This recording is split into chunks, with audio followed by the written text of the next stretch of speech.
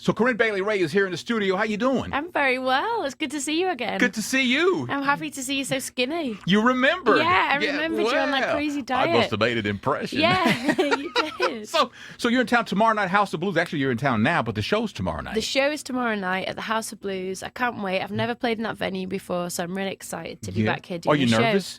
Am I nervous? I'm not nervous, actually. Yeah, I'm on a big tour, so we've been playing lots and lots of dates all across America, and we're going to places we've never been before. So we've played Kansas City, we're doing Memphis, and all these places that I haven't been, you know. So it's a nice new thing for me, and I'm enjoying it a lot. So today you did a lot of interviews today. Yes. And so tomorrow, do you have the whole day free before the show? Tomorrow I've got one interview, but yeah, I'm planning to just be by the pool, I think. Are you really? Just get into the sort of mode of the gig. I like to be arrive to the gig really calm and just ready to kind of channel the music. Wow. Do you listen to any music to get ready or anything? I don't actually. I really like silence, and I feel like there's always music playing in my brain. Mm-hmm. So, sometimes I'm just sort of like grooving along and I don't have any headphones on and be like, what's in your mind?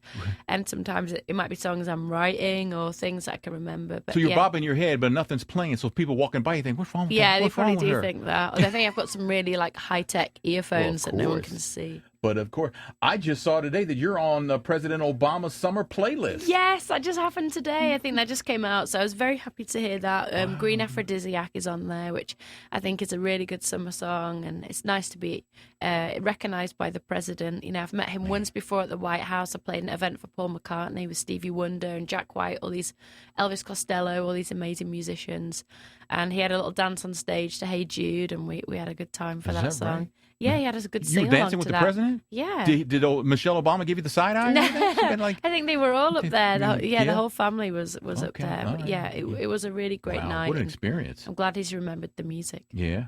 Wow. So when you're down, what do you do to get away from everything when you're like, I don't know, between albums or whatever like that? And you got to have time to decompress. What is it that you do? Well, I am from Leeds in England, and that's really near to the Yorkshire Dales and the Yorkshire countryside. That's where, you know, the music of Wuthering Heights, you know, the poetry and that writing, you know, that's a place that's really inspired some really great art. So I like to go away and walk and be on these wild moors and be just in a small amount of company.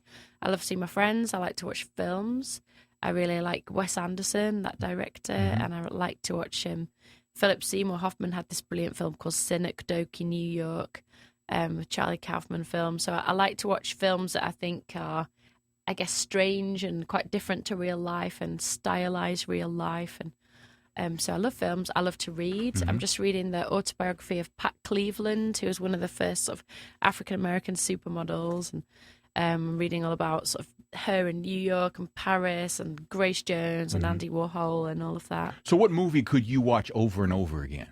One of my favourite movies is called Bonjour Tristesse, and it's a movie from, I think it's either late 50s or early 60s, and it starts off in black and white with the woman looking back at this time in her life. Then it goes to colour, and it ends in black and white as well. Are you an old soul?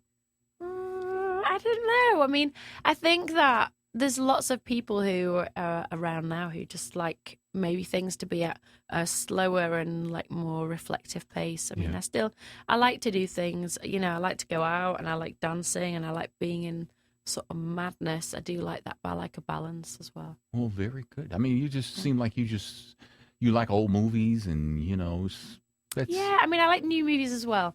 I like people who are innovating, and I think there's a lot of things you can learn from these different classic eras and that you can take into now. So yeah, I mean, I'm glad I'm born at this time. I think this is a really interesting time for sort of social and political change. It's kind of scary right now, though. It is. I wonder if it's always been scary to be alive. I wonder if every era has always thought, oh, we're right on the edge of history. It's almost the end of the world. I think people have. But now we're at a crossroads where we've got a choice, and we can make a choice to look after our planet, which is our mother that feeds us, is what we need. And we can make a choice to close the gap between the wealthiest people and the poorest people, which we definitely need.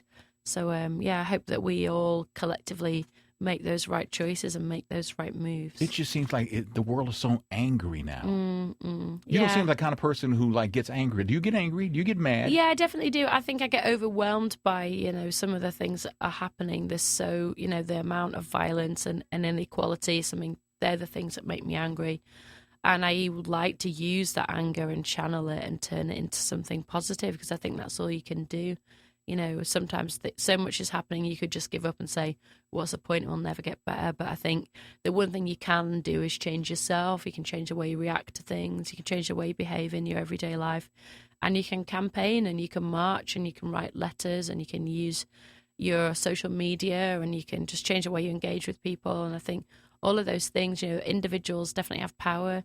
We have power over what we choose to do and what we buy and all of those things. So I think there's definitely a force that tells us as individuals we're just little people and we can't make change. But all the world's biggest changes have started by groups of individuals getting together. And I think together we have a lot of power. Do you have a favorite social media platform? I like Instagram because I like using it as a kind of postcards of where I am. So I just took a stupid picture with Big Bird yesterday because we went to this PBS TV station and quite like Sesame Street. Well, you're about to take another stupid picture in a minute, so yeah. that'll be with me. So you're not in a giant bird suit. So, no, but give me a couple drinks, maybe something. But yeah, I like to take pictures of where we are. We've just been in Ireland and Switzerland. We're going to China. We're going to Japan, and I think it's interesting for people to see what's going on in all these places in the world. And I certainly love to do it. I love to dress up and do my show in front of all these different audiences all over the world. And so I really enjoy touring. So my Instagram is a bit like a tour diary for me. Is there a worst part to what you do? I don't think there's a worst part, but I think it's really important to kind of manage your energy because there's lots of things in every day.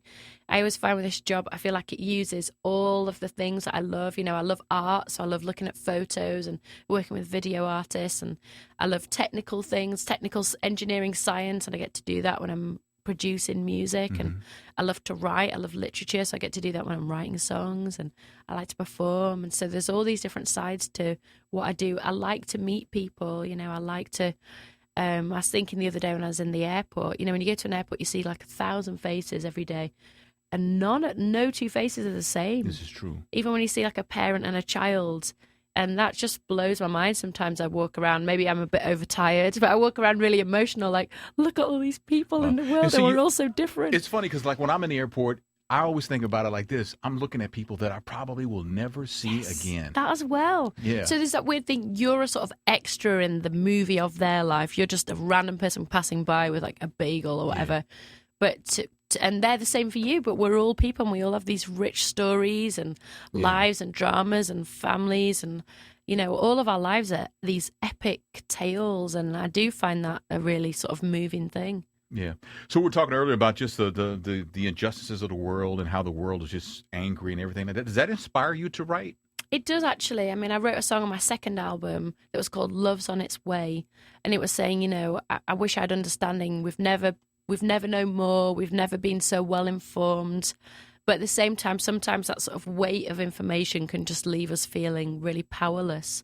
It's like, what do I do with the fact that I've just heard there's been a terrorist attack in Nigeria or Paris, or I've just heard about this police violence and innocent people are being killed and young people and unarmed people. What do I do with this information? And I think that, organizations and communities like Black Lives Matter, it's given people an opportunity to put their sense of feeling overwhelmed and sense of injustice into something positive and to make a noise and to demand change and justice. And I think we need more and more and more and more of those organizations to sort of galvanize us and help us to put our feeling of frustration and powerlessness and turn it into power. Well, that's the deepness that is Corinne Bailey Rae. She's deep, y'all, deep. My head's going to explode. Wow, she's good. Well, I hope you have a great stay in Dallas. Get Thank you get to the sun by the pool. Hope nobody bothers you. I'm going to get some pool action. I'm going to get some barbecue, which is like last time we got barbecue. We talked about barbecue. Last time we went out dancing, we're doing the wobble.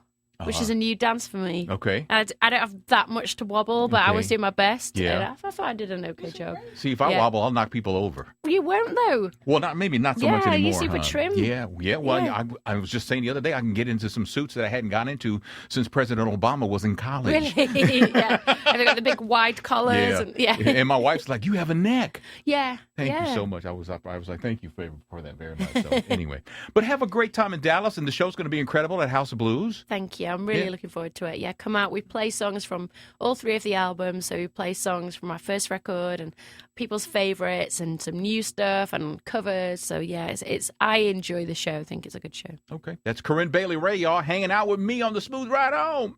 Yes.